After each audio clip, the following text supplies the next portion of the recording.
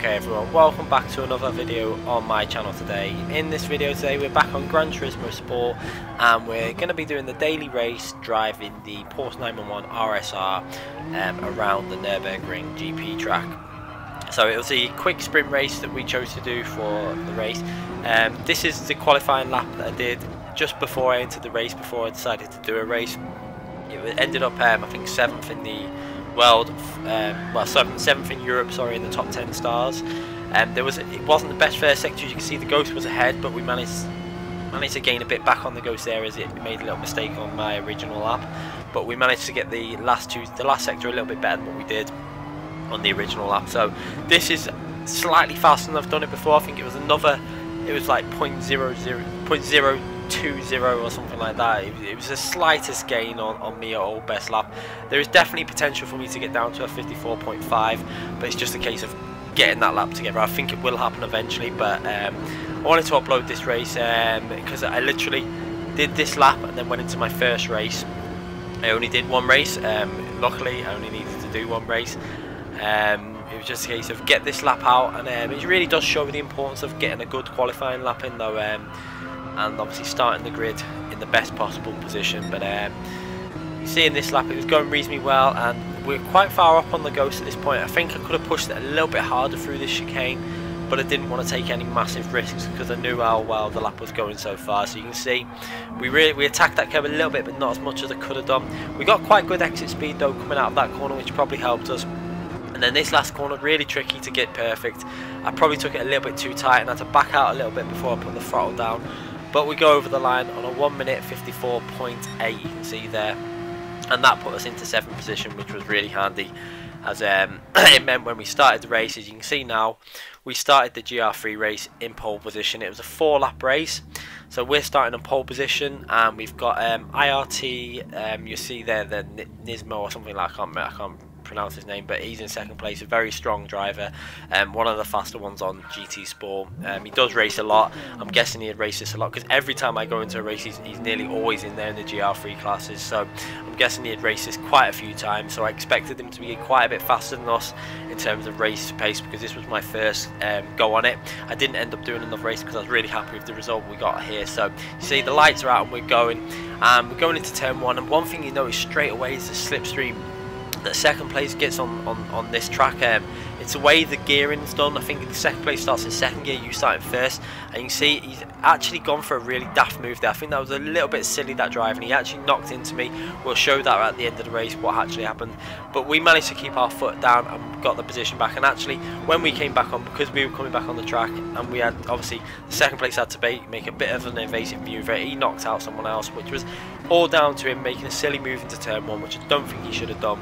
But you can see now we've actually managed, he's actually lost 2nd place now because of that. I don't know how that happened. We'll check that out when we go through to the video at the end. We'll check that out, how that happened, and it's probably due to a general mistake he's made there, because it was just a rash move trying to make a move like that into turn 1 on lap 1. I know it's only a 4-lap race, but it's not worth doing that, especially when he had the speed that he did. So we were just concentrating at this point on keeping everything fairly clean, smooth. Obviously the first time I'd done a race, didn't want to make any mistakes. We were trialing out using the counter steer assist on the weakest setting.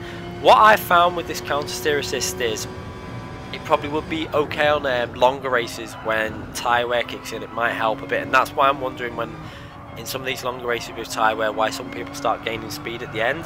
It could be because of that, but I found that overall lap time it's probably no difference to having it off, because I found that it helps you out over the curbs, but then in terms of going through some of the corners it sometimes kicks a bit of understeering, and I'm not a massive fan of understeer. I've never really liked it, but it does seem to help out over curbs like on that chicane there, but it does cause a little bit of understeer when coming off of a curb. So it's just I think there's pluses and minuses to it on a steering wheel, whereas on the pad it's just all pluses. You just get a lot more grip. But I don't know whether I'll keep using it. I didn't like it on the strong setting at all. It just made me understeer for myself. I don't know whether that's just something that I experienced or not, but I'll probably do the shorter races with it off and trial it on the weaker setting in terms of long races. But it's a possibility that we'll just take it off, because I actually don't feel much difference in terms of driving on the steering wheel. It was still like possible to out accelerate yourself and kick that rear end out. So at this point, you see anyway, we're concentrating on just getting a bit of a lead. We've managed to pull out a bit from second place, managing to get ourselves out with top 4 drivers that qualified in this race. Were all S-Class drivers, so we're doing reasonably well at this stage considering this was our first race. I really do like this track. I love the flow it does. I enjoy driving this track, and I always do tend to do reasonably well at this track. And you can see there in third place is the guy that qualified second, really hassling the second place driver. We're going to see if he manages to get past. I'm not sure if he does it on this lap. Let's just keep an eye on that left hand side. Yeah, you can see there he's made the move and got back into second position. We'll check that out as well at the end of the race to see what the move that he made there and how that happened, and hopefully it was a clean move. So now going through the rest of the lap, again I knew now at this point, I knew that he'd probably be a bit faster than me, but what I wanted to do was just keep it clean, because I know that I do have reasonably good speed, especially in the last 2 sectors. So as long as I kept it clean, I'm pretty sure that he wouldn't be able to get past us, unless he did some sort of dive bomb that he did on that lap 1. But I don't think that was actually an intentional move that he did there, although I think it was a little bit of aggressive. I think what actually happened, I think he actually outbraked himself, and he tried to turn that outbraking manoeuvre into an overtake. I've done it before. It does happen. You do tend to, like, especially when you're coming into a corner that you're not at your normal speed, because obviously you're not travelling at the speed you would be normally, because obviously you started the race at a slower speed. So maybe he thought he was braking later and it was the right speed, and he maybe just outbraked himself a bit. It's possible. I'll give him the benefit of the doubt on that one. I've made similar errors like that in the past. Everyone makes errors, so I wasn't going to hold a grudge for that. So I just concentrated on keeping myself to myself. I didn't want to run too wide out of that corner and risk any time penalties. Also out of this corner, was trying my hardest to keep it within the limits as much as I could. You can see there, not running drastically wide, making sure I stay on the AstroTurf as we come out the corner. I know it is still track extending, but the game allows it, and everyone is doing it. You watch the replays, and pretty much every driver does it, and they're gaining that little advantage. If the game allows it, people are going to use it, and that's why they need to fix the track limits on this track, because it is a little bit too much how much you can take off these corners. Anyway, now let's just have a little look at the gap that we've got now to second place. You can see it's around 1.5, is 1.5 seconds or something like that, I think it is at the moment. So you can see we're managing to hold on to the gap still reasonably well. I think he's gained about half a second, which was mainly in the first sector. He seemed to be a lot more aggressive in that first sector in terms of putting the power down and risking a lot more. Obviously he wanted that first position. He had nothing to lose. He's just going flat out. I didn't really have a need to be pushing that hard, as you can see from you know, my lap time of 155.8. It was a second slower than what I managed in qualifying. I don't like, if I don't need to push, I will try and avoid pushing too hard. You know, this race is only a 4-lap race, so I could see I'm over a second ahead going into the last lap, so I know I don't need to drive flat out. Just keep it clean and just try and get a reasonably okay lap in on the last lap. So you can see now still over a second away. So at this stage I was pretty confident about just keeping the win as long as I just kept it clean and didn't push too hard, because if you start pushing too hard, that's when you're going to make an error that you can gain up to half a second or more, and then he's going to be in our slipstream. So it was all about just keeping it clean, keeping it tidy, and trying to make sure we get this win. So taking this corner for the last time now, you know, putting our foot down. You can see there, not running too wide. You can see I really wasn't pushing the limits. I didn't want to be risking any time penalties or anything, just keeping it nice and smooth.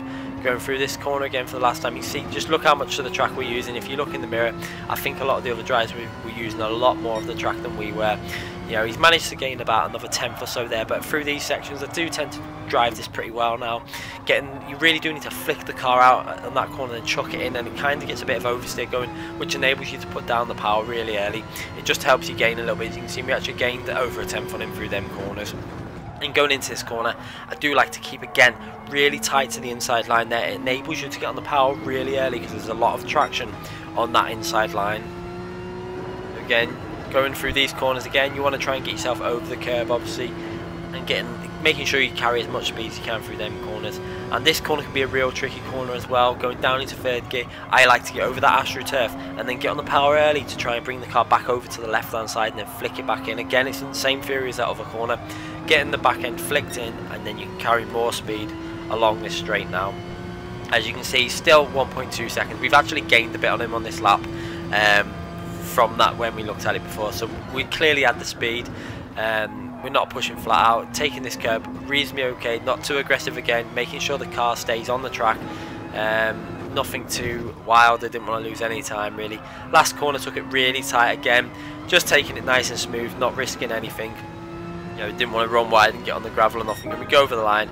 And that lap was actually about, I think it was just as fast as the guy behind. Yeah, we actually gained time on him on that lap, and we went over the line. I think it was a 1:56.6. So we're going to have a look at this start incident again now.